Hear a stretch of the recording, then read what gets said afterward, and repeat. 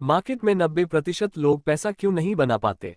क्योंकि वो स्टॉक खरीदते हैं लेकिन एनालिसिस नहीं करते। आज हम इस वीडियो में देखेंगे कि रिसर्च एनालिस्ट का काम क्या होता है और कैसे स्टेप बाय स्टेप वह अपनी रिसर्च करता है। रिटेल इन्वेस्टर क्या करता है? न्यूज़ देखकर बाय करता है, टिप्स पर भरोसा करता है, फियर में सेल करता है। रिसर्च एनालिस्ट क्या करता है? डेटा पढ़ता है, लॉजिक से डिसीजन लेता है, कन्विक्शन से होल्ड करता है। प्रॉब्लम स्टॉक नहीं है, प्रॉब्लम है एनालिसिस नहीं आता, वैल्यूएशन नहीं आना, एंट्री टाइमिंग नहीं आना। आज के बाद तुम सिर्फ इन्वेस्टर नहीं रहोगे, तुम सोचोगे like a research analyst. Research analyst क्या करता है? कंपनी की ट्रू वैल्यू निकालना, मार्केट प्राइस से कंपेयर करना, बाय होल्ड सेल रिकमेंडेशन देना। मार्केट प्राइस इमोशनल होता है, वैल्यू कैलकुलेशन लॉजिकल होती है। टॉप डाउन अप्रोच से वह GDP, inflation, interest rate, government policy in सभी की एनालिसिस करता है और उसी अनुसार अपनी रिसर्च करता है। जैसे इंटरेस्ट रेट बढ़ा तो लोन महंगा होगा, डिमांड कम होगी और कंपनी प्रॉफिट डाउन होगा। मतलब इकोनॉमी गलत समझे तो स्टॉक सिलेक्शन भी गलत होगा। दूसरे स्टेप में वह सेक्टर एनालिसिस करता है। हर सेक्टर सेम नहीं चलता।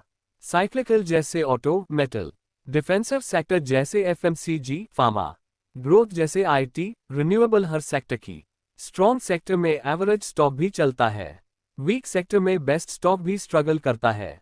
सेक्टर एनालिसिस के बाद कंपनी के फंडामेंटल के एनालिसिस की बारी आती है। अब कंपनी रिसर्च के 3 पिलर्स समझो। बैलेंस शीट, प्रॉफिट और loss, cash flow. Important ratios कौन कौन से हैं? ROA, ROCA, debt to equity ratio. Profit दिख सकता है, कैश फ्लो झूठ नहीं बोलता। स्टॉक सस्ता है या महंगा कैसे पता करेंगे? PA ratio, PB ratio, DCF method से। जैसे आप अच्छी कंपनी गलत दाम पर खरीद लिए तो नुकसान ही होगा। मतलब किसी स्टॉक का प्राइस डिसाइड करता है कि आप प्रॉफिट कमाएंगे या नहीं, ना कि कंपनी। अब नेक्स्ट आता है कब हमें किसी स्टॉक में एंट्री और एग्जिट कब करनी चाहिए। इसके लिए रिसर्च एनालिस्ट टेक्निकल एनालिसिस करता है। इसके लिए हमें कुछ पॉइंट्स देखना चाहिए, जैसे स्टॉक का ट्रेंड क्या है, सपोर्ट और रेजिस्टेंस कहाँ है, उसकी रिलेटिव स्ट्रेंथ क्या है। फंडामेंटल बताता है क्या खरीदना है, टेक्निकल बताता है कब खरीदना है। तो एक रिसर्च एनालिस्ट का स्ट्रक्चर क्या होता है?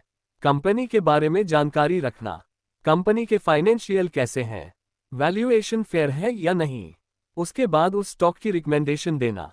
तो ओपिनियन नहीं, research analyst data backed conviction देता है। नेक्स्ट आता है एथिक्स एंड रेगुलेशन।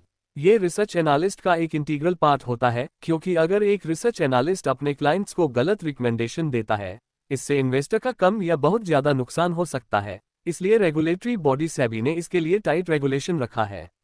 जैसे securities and exchange board of India ने इनसाइडर ट्रेडिंग बैन की है, conflict of interest, fair disclosure, ये सभी पॉइंट मैंडेटरी किए हैं जिससे इन्वेस्टर का इंटरेस्ट बना रहे।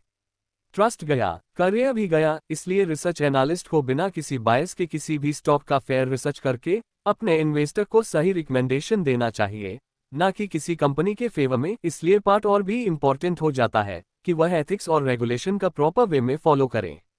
अब बारी आती है कि रिसर्च एनालिस्ट के लिए करियर अपॉर्चुनिटीज क्या है। बतौर रिसर्च एनालिस्ट आप इक्विटी एनालिस्ट बन सकते हैं, इन्वेस्टमेंट एडवाइजर के रूप में काम कर सकते हैं, पोर्टफोलियो एनालिस्ट का रोल प्ले कर सकते हैं। अगर जॉब के रूप में देखें तो शुरुआती सैलरी में आप 6 लाख पर एनम की सैलरी एक्सपेक्ट कर सकते हैं।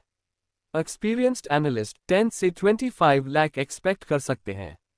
लेकिन हमेशा एक बात याद रखिए, सर्टिफिकेशन एंट्री देता है, स्किल ग्रोथ देता है। तो करेक्ट फ्रेमवर्क एक रिसर्च एनालिस्ट के लिए क्या हुआ sequence wise? Economy, sector, company, valuation, timing, यही है रिसर्च एनालिस्ट थिंकिंग।